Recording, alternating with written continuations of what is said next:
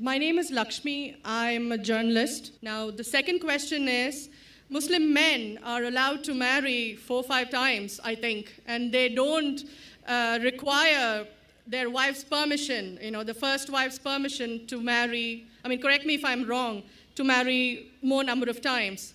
So I actually don't see any logic in this because I believe it's one man, one woman. That's the institution of marriage. So please clarify. Thank you. Now coming to your second question. In Islam, men marry 4 times, 5 times, and they don't ask permission from the first 5. Why? As far as polygyny is concerned, a man having more than one wife, Islam is the only religion, and Quran is the only religious scripture on the face of the earth which says marry only one. There is no religious scripture besides the Quran. I'm a student of comparative religion, which says marry only one. There is no verse in the Bible, no verse in the Bhagavad Gita, no verse in the Veda which says marry only one except the Quran. If you read the Hindu scriptures in Ramayana, the father of Sri Ram, how many wives did he have? How many wives? More than one? More than one. 3 wives. Fine. Shri Krishna, according to Mahabharata, how many wives he had? Unlimited. Not unlimited. You don't know your scripture well. No. Did he have 4 wives? No. I have no idea. Not 4, not 100, not 1,000, 16,108 wives. How many wives he had? 16,108. So why can't we Muslims have 4? What's the problem? When Shri Krishna can have 16,108 wives, why can't we have 4? Further, if you read the Vishnu Purana, chapter number 24, verse number 1, it says a Brahmin can have up to 4 wives. If you read the Jewish scriptures, it gives you permission to have as many wives as you wish. If you read the Christian Bible, it gives you permission to have as many wives as you wish. If you read the Bible, Abraham had 3 wives. Solomon, how many wives he had? He had 700 wives. It is later on, the church has put a ban that Christians should marry only one, not the Bible. It is the Jewish community married more than one wife. It was in 1950 that chief rabbi passed a synod that Jews should marry only one. So it is the rabbi, not the Jewish scriptures. And according to Hindu scriptures, you can marry as many as you wish. It is the Indian government in 1954 passed a law called the Hindu Special Marriage Act. Hindu Special Marriage Act, which says Hindus should marry only one. It is not the religious scripture. It is not Bhagavad Gita. It is not Ramayana. It is not Mahabharata. It is not Veda. It is the Indian Penal Code. The Indian government, which has passed a law in 1954 that Hindus should marry only one. But according to the statistics of the status of the women in Islam, if you read the government documents on page number 66, 67, it says that Muslims do polygamous marriages. You know what is the percentage in India? 4.3%. How much? In India, 4.3% of the Muslim men do polygamous marriages. A statistic between 1951 to 1961. Hindus, how many? 5.06. 0.7% more than the Muslims in India. According to the Indian government, even though it is prohibited according to the Indian law, yet they do more polygamous marriages than the Muslims. Why? Now, let's analyze what does the Quran say. Quran says in Surah Nisa, chapter 4, verse number 3, marry women of your choice in 2s, 3s or 4s. But if you can't do justice, marry only one.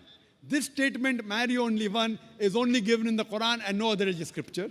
It says, marry women of your choice in 2s, 3s or 4s. But if you can't do justice, marry only one. So if you want to marry more than one woman, one of the criteria of the Quran is you should do justice. If you can't do justice, you should marry only one.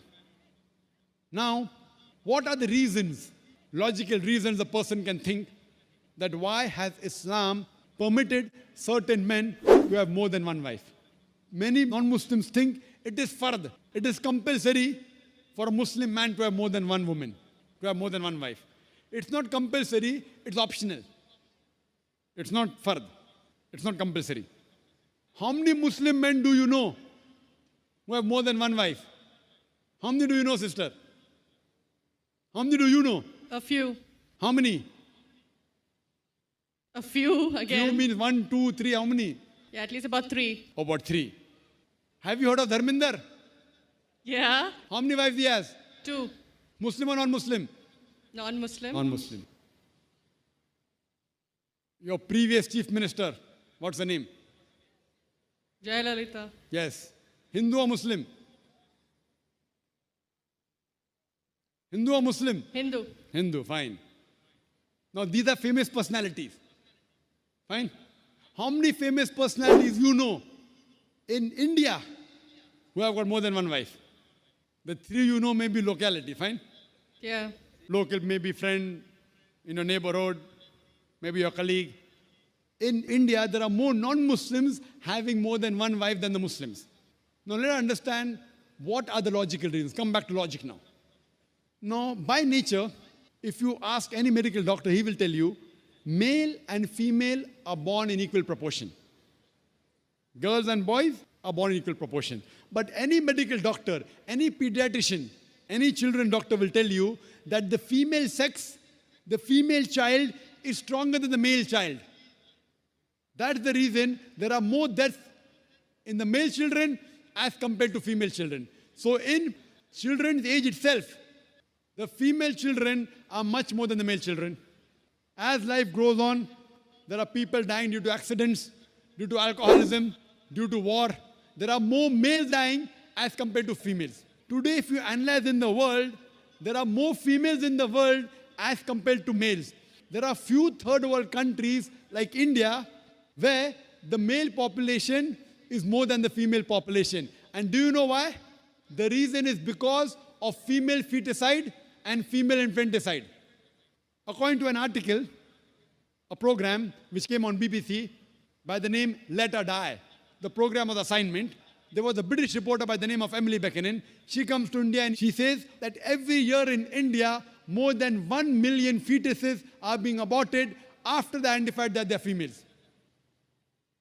She says more than 3,000 every day. You multiply, more than 1 million every year. According to the Tamil Nadu government hospital report, she gives the statistics, out of 10 female born alive, do you know how many are put to death? 4. Sister, did you know that? Tamil Nadu, your state, your beloved state, according to the government statistics, out of 10 females born alive in the government hospital, 4 are put to death. There are billboards put in Rajasthan and here, which says that spend 500 rupees and save 500,000 rupees. You know what does it indicate? Spend 500 rupees, do ultrasonography, do amniocentesis, identify the child you're carrying is a female, abort her, and save 5 lakh rupees, 500,000 rupees. Maybe a couple of 100,000 upbringing her, and the remaining 100,000 in dowry. If you stop this evil practice in India, our beloved country, stop the female infanticide, stop the female feticide. Even in India, the population of female will be more than the male population. If you see the rest of the world, if you see New York alone, there are 1 million females more than males. In USA alone, there are 7.8 million females more than males.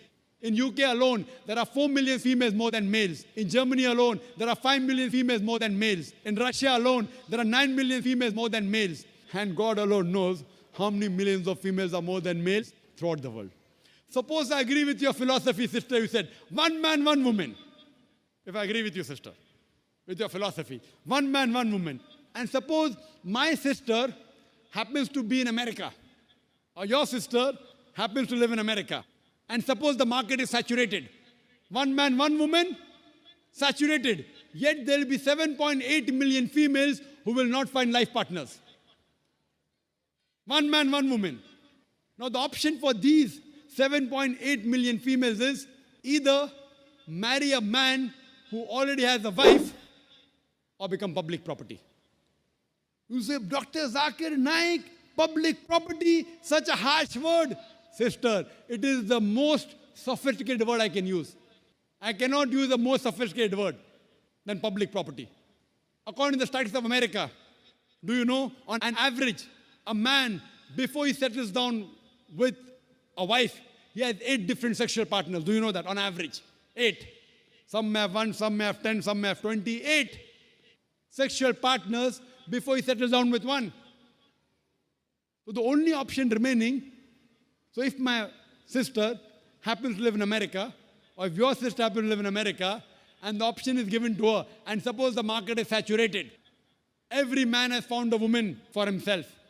And unfortunately, if my sister, or if your sister happens to be one of the women who has not found a life partner, the only option for them is either marry a man who already has a wife or become public property. Any modest woman would opt for the first.